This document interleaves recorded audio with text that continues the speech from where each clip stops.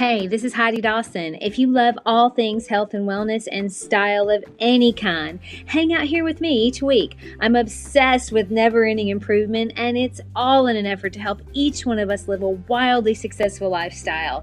Subscribe today so you don't miss a thing. Hi, guys. Welcome to episode 425 of the Wildly Successful Lifestyle Podcast. I'm especially grateful for each and every one of you guys today. Thank you so much for being here. So, you may not get why I gave this episode the title I did with the story I'm about to tell you, but I do make it make sense towards the end, I promise, and it may make you look with reflection on moments you've had in the past or moments you will have, just like it has for me. So we had a really rough time in our family this week. We had to say goodbye to our little 14-year-old Yorkie, Kinsey. I have talked about her a lot on the podcast.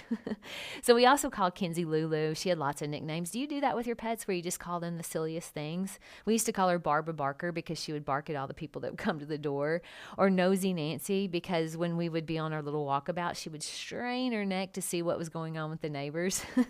Now, I personally love to just call her my little nugget because she weighed 6 pounds. She was just so tiny. Now, she probably should have weighed 5, but she loved treats and she was kind of bossy and persistent. So I always ended up giving her way too many. We're really, really going to miss her. I'm telling you about her not only because I want to talk about her, but I want to share on how her last day, it felt like the universe literally grew legs and walked amongst us to show us that life is always working in our favor. It was just so blatant. And really, it's so blatant every day that life is working in our favor. It's just that sometimes we aren't aware enough to notice. A lot of times, in fact. So Kinsey was 14. She lived a long life, but she still looked like a puppy, and she'd act like one too. But she had breathing problems that were not fixable. They were not curable. And so things were getting progressively worse, and we knew that they would. So she would pass out a lot. She passed out when she got too excited or chased a squirrel, but we could handle that, and it didn't seem to really bother her.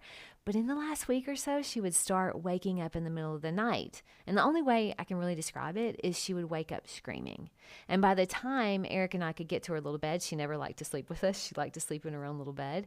She would be completely stiff and then go completely limp. And most of the time she would pee on us, which made us think she had died. But we would rub her and rock her and she would wake up. And after a little bit, she'd sleep for a few hours. But then she'd be back to herself, which was a bossy, happy little nugget. So we were really torn because those episodes were horrible for her. And they were horrible for us too, for being honest. Now on Wednesday night, this last Wednesday night, it happened twice in one night. And the second time, her eyes were glazing over and it was really, really a rough one. And Eric and I finally just looked at each other and just started crying. We knew we had to help her in whatever way that we needed to.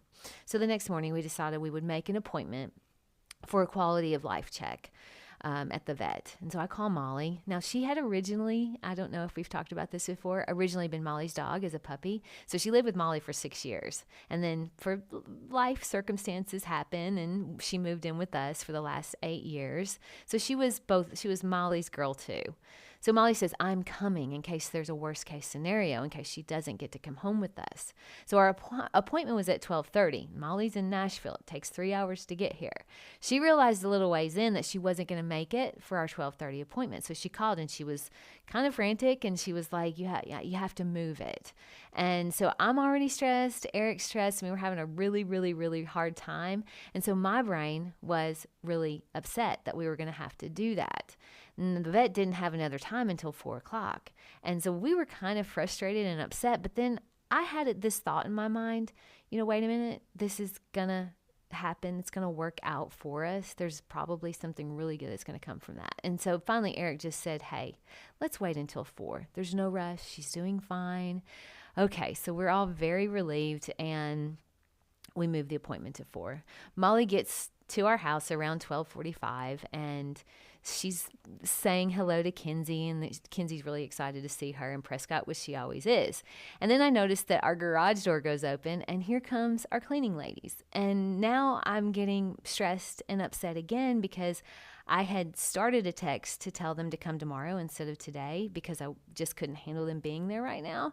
There's 6 of them, and they come in like a tornado, and they do a beautiful job.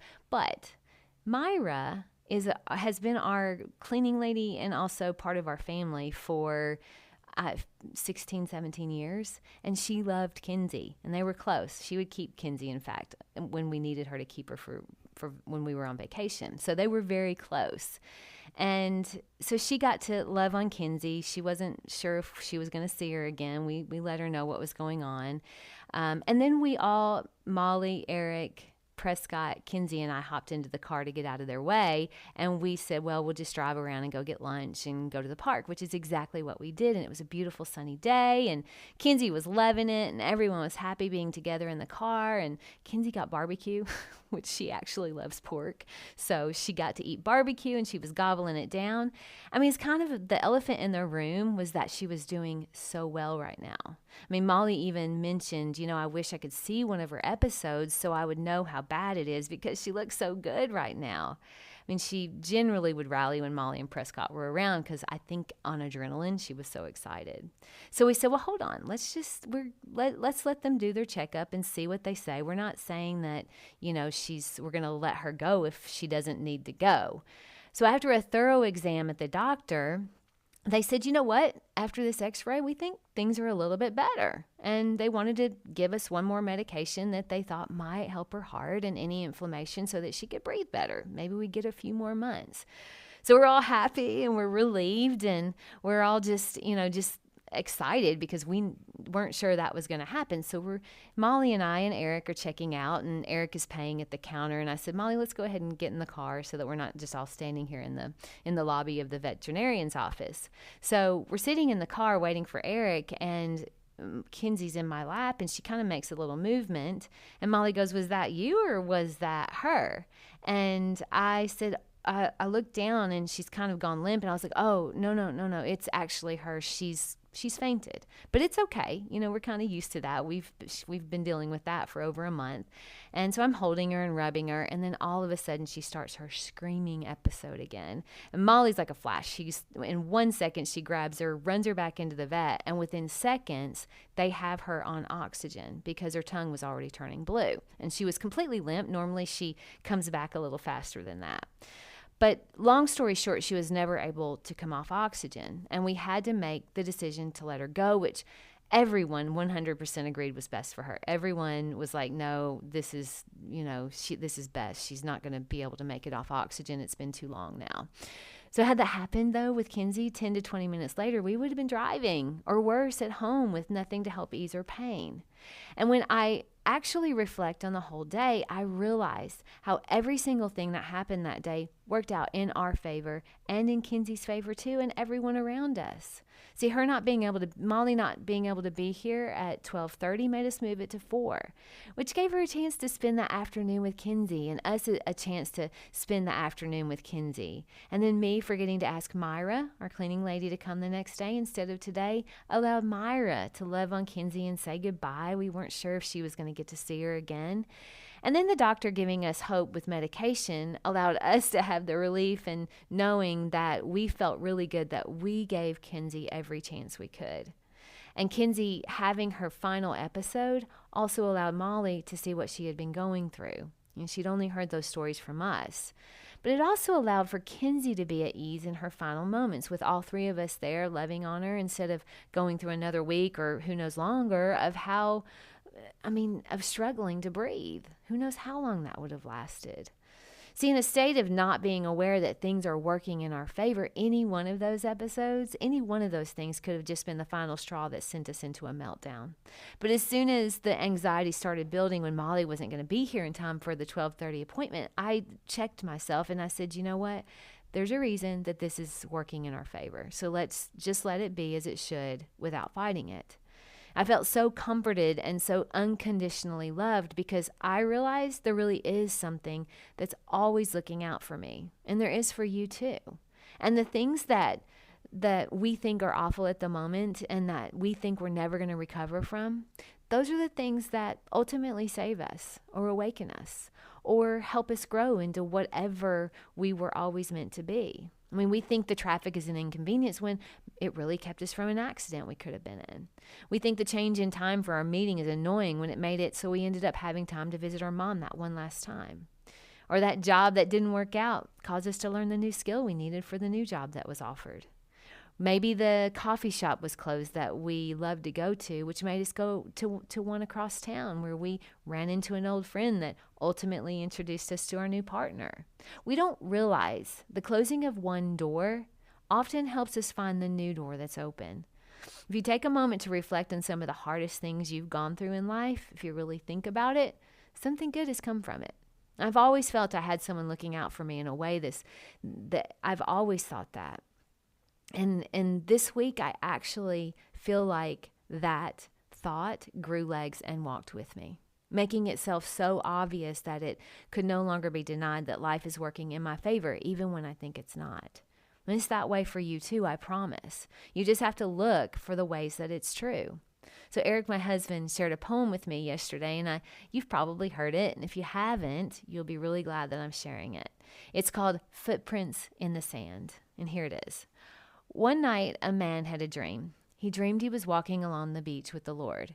Across the sky flashed scenes from his life. For each scene, he noticed two sets of footprints in the sand, one belonging to him and the other belonging to the Lord. When the last scene of his life flashed before him, he looked back at the footprints in the sand. He noticed that many times along the path of his life, there were only one set of footprints. He also noticed that it happened at the very lowest and saddest times in his life. Now, this really bothered him, and he questioned the Lord about it. He said, Lord, you said that once I decided to follow you, you'd walk with me all the way. But I've noticed that during the most troublesome times in my life, there's only one set of footprints.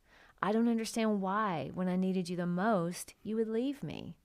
The Lord calmly replied, my son, my precious child, I love you, and I would never leave you. During your times of trial and suffering, when you see only one set of footprints, it was then that I carried you. Keep that poem in your heart at all times. It's called Footprints in the Sand, and if you want to find it online, you can easily do that. My challenge to you this week is when something happens that hurts or doesn't make sense, remember that you are loved beyond what you even realize, and that life is always working in your favor. Look for that to be true, and you find it in every moment. Share this with 3 people who may need to hear it. I love you guys. I'll talk to you in a few days. Don't forget to subscribe and share with your friends, because we're just going to keep going bigger and better places together, and I love that about us. Talk to you in a few days.